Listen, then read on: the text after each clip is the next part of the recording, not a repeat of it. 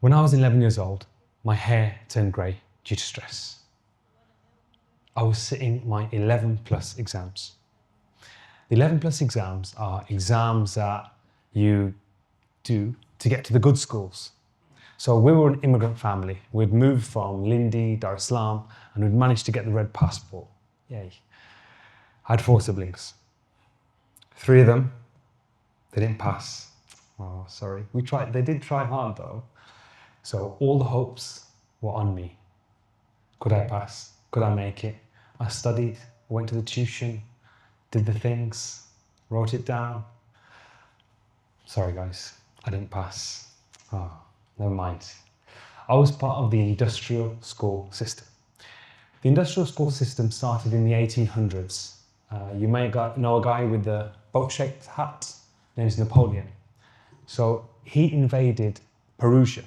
Perugia is now called Germany. So the Perusians were really annoyed. They thought, okay, he's beating us. Why is he beating us? This is the Industrial Revolution. We have weapons. The feedback came, we don't have anybody to run the factories. We need better bureaucrats, better soldiers, better factory workers. But all the factory workers, they're teaching their own kids. They're busy. They only come for 4 hours a day, then they've got to go. Right, what do? Frederick the Great is one of the first guys who pushed the industrial school system. Collect all the kids, put them in school, teach them how to be better factory workers and soldiers. Teach them how to listen well, and then the system will work. How did it work before that? Well, if you were a joiner, if you're a parent and you're a joiner, your children would naturally be joiners by the age of 12. If you were a blacksmith with the metal, then naturally, you as a child, by 12, you'd be a really good blacksmith. And if you were a thief, then naturally your child would be a thief. And if you were a drunkard, then yeah, God knows where you'd end up. So, we continued with the industrial school system. And it worked. Our factories were working well. Everybody was getting a good education. The people that were left on the fringe were now okay. They were solid. They had education. I studied as well. I got a pen, I got a paper, I tried writing stuff down, I worked really hard, I went to tuition, done books online, no internet then guys. And I done okay. I was a C grade student. I was dyslexic, I later found out. So not using it as an excuse or a crutch, but yeah, it was there. It was part of my education. Perhaps I needed a more tailored approach. I studied hard, I worked hard, I got through. I kind of wanted to do medicine, but didn't have the grades. I didn't have the A's, I had the C's. So I came to a point in my life where I was a teenager. I've got to make a decision now. What path are you going to choose? Like many Asians in England and Birmingham, I chose drug dealing. It wasn't a great path. But I studied hard. I enjoyed my pharmacy career. But it wasn't for me. I didn't pass. I didn't get through all the stages and all the steps. You have to be very meticulous. You can't make mistakes on maths, no, drugs formulation, people die. So I carried on. I thought, okay, I've got one more chance. Let me do law. Started studying law. It went really well. And then in my final 3rd year of law, me and my brother, we decided to do something a bit risky. We took out a credit card. We bought some chairs and a tent, and we opened up a cafe. Did it work? Yes, thanks for the faith. Nice one. Yes, it worked. We had a thriving business, and more importantly, I was getting to know myself. It had taken me like 24 years and 2 messed up degrees. Actually, I got the law degree. I've got the piece of paper. I didn't ever work a day in a law office because apparently there's a lot of reading and writing with law. Now there's not. ChatGPT, thank you very much. I continued my career in a cafe and I got deeper and I realized I'm very good at organizing systems. I'm very good at design and putting things together. I was free from the industrial school system. Yes. I could explore myself. I no longer had to read and write. I was good at design. I was good at putting things together, putting the pieces together, and people were paying. I was good at user experience. I was good at pulling the pieces together and selling the things. Yes, well done. I was also using my chemistry knowledge from pharmacy, and I became a perfumer. Well done. Great. Dogs came to me, not directly, through their owners. There are very, very smelly dogs in England, and they need perfume. So I applied my chemistry knowledge. It worked well. I put it together, and we were selling dogs to perfumes. Life was good. We were a little bit successful, and I didn't really use or need my degree.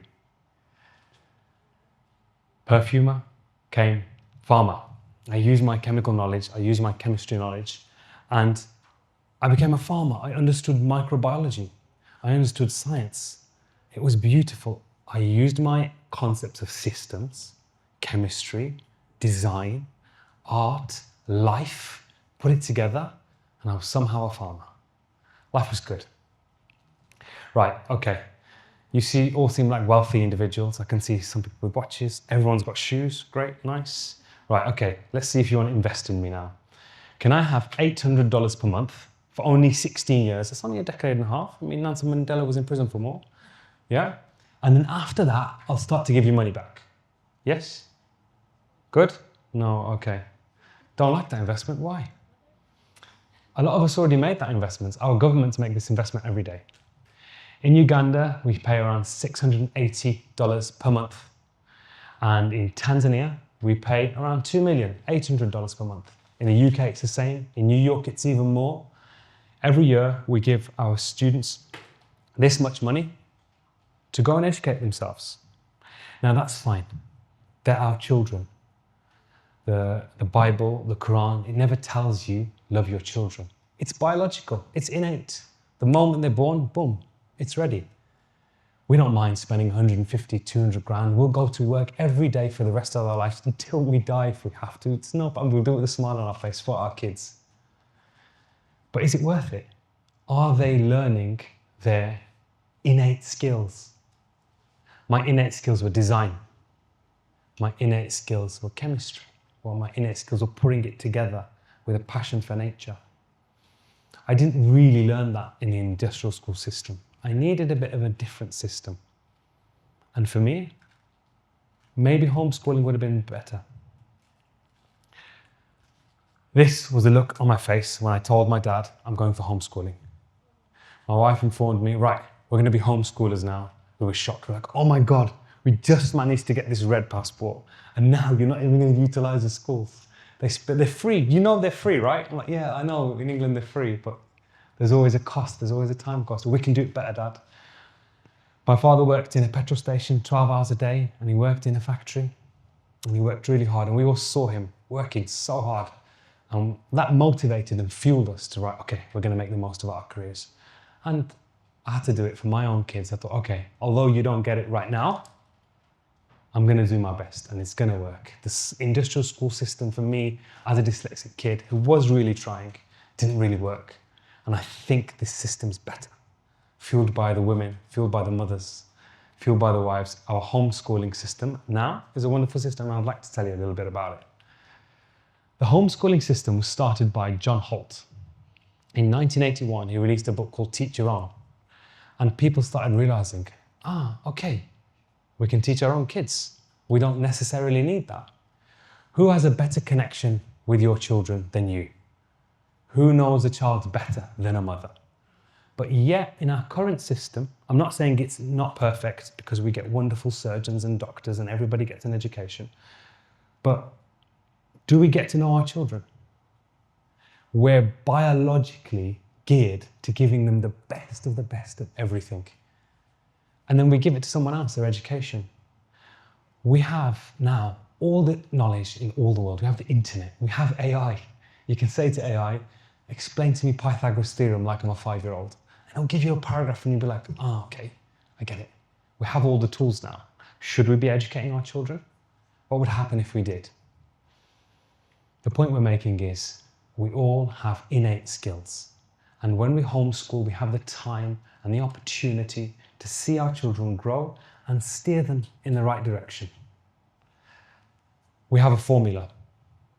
Self-inquiry, exploration, specialization. Okay, let's look at my story. Self-inquiry. Where did I do it? It took me 25 years. It took me about $150,000.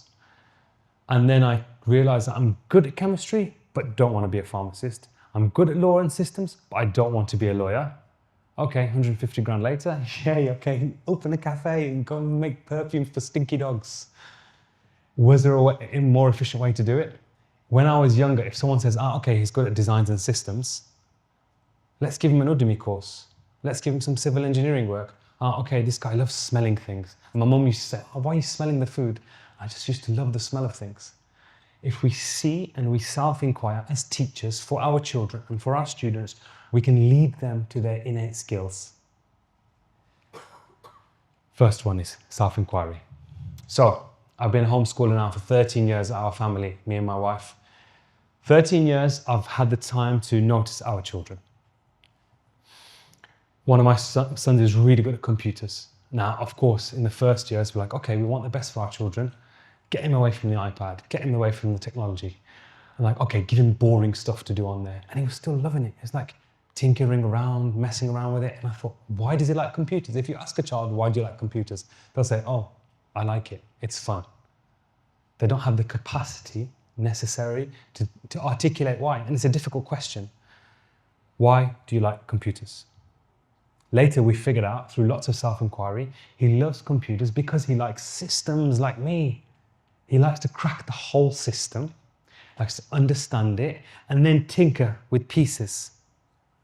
He came today and he was sort of already welcomed into the AV committee because he's only 12 years old, but he knows his way around because we've given him that exploration. Okay, if you like computers, no games. Although sometimes they do sneak on games, as parents know. No games? Okay. Do an IGCSE at home. Yes? Okay, go through the modules, easy. Okay, get an online teacher. Self-inquiry and exploration, which is the next one. Self-inquiry happens like this for us. Currently, we ask our children, okay, what do you want to be when you grow up? Okay, I'll be a doctor because everybody looks up to doctors and they help people, and yes. It's not a very good answer. We haven't done so much investigation into that. If you want to be a doctor, then do you like healing? Yes? Right, so let's ask our children these questions. What does your body love to do? Oh, I like long distance running. I like lifting heavy things. I like dancing.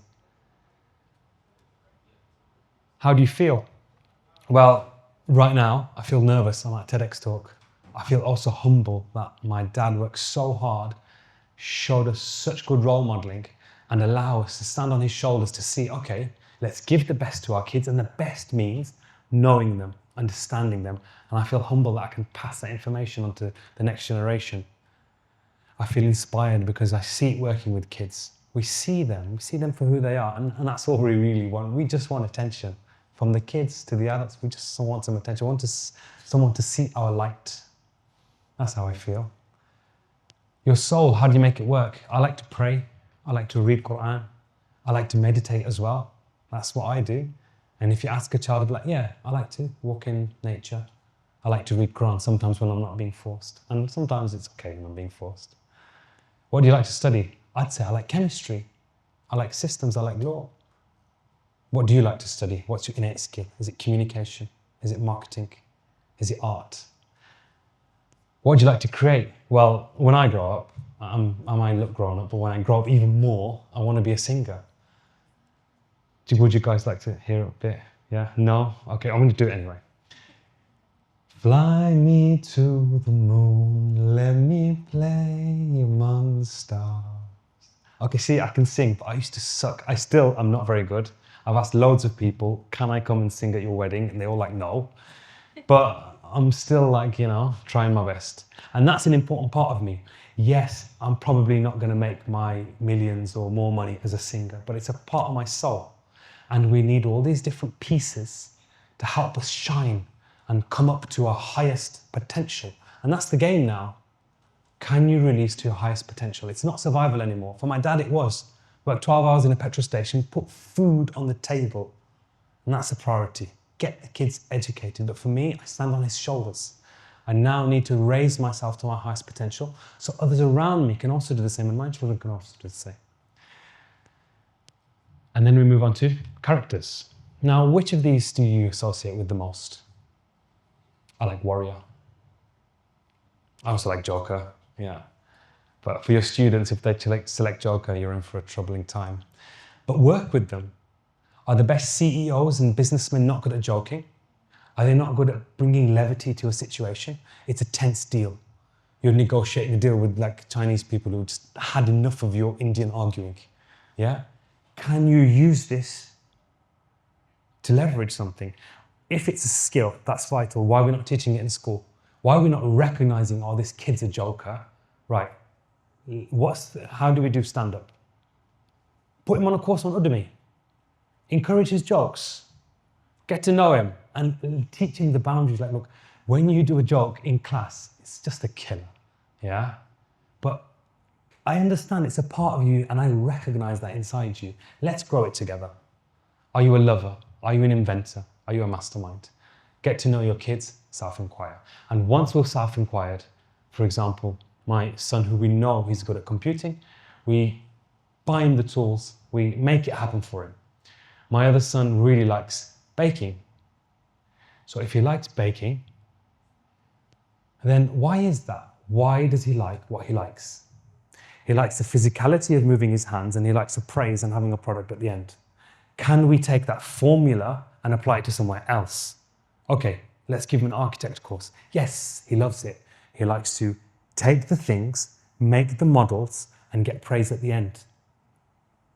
Can we apply it to farming? He likes to take the seeds, physically plant, and get praise at the end. Okay, we worked with what his needs are.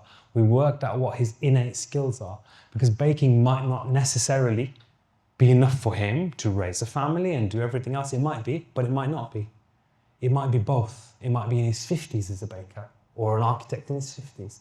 Let's recognize people and allow them to come to their highest potential. Let's explore. Once we understand the child and what his notes are and what his skills are, let's find out what they need to do. Let's take them on the courses. Let's give them the IGCSEs. Let's utilize the industrial school system. Let's do a computer science GCSE.